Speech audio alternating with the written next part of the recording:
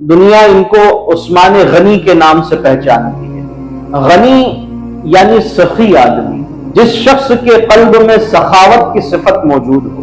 یاد رکھنا، سخی ہونے کے لیے امیر ہونا ضروری نہیں۔ کسی کے پاس بہت سارا مال دولت خوب شہرت ہو تو اس کے مال اور دولت کو دیکھ کر یہ نہ سمجھ لینا کہ یہ سخی انسان ہے، بڑی سخاوت کرتا ہے۔ نہیں، سخاوت تو دل میں موجود ایک صفت کا نام ہے، انسان میں موجود ایک کوالٹی کا نام ہے۔ سخاوت دل میں موجود ہوتی ہے۔ اگر آپ کے پاس کچھ نہ بھی ہو تب بھی اللہ تبارک و تعالیٰ اگر فضل کرے آپ پر تو وہ غنا والی صفت آپ کے قلب میں اللہ تبارک و تعالیٰ پیدا فرما دیتا ہے۔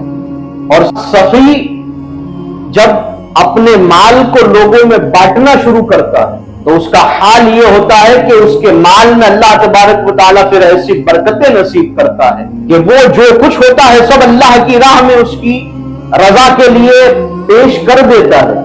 اور اللہ تبارک و تعالیٰ وہ نقطہ نواز رب وہ تو فرماتا ہے کہ تم میری راہ میں ایک عطا کرو، ایک دو، میں تمہیں اس کے بدلے میں 10 عطا فرماؤں گا۔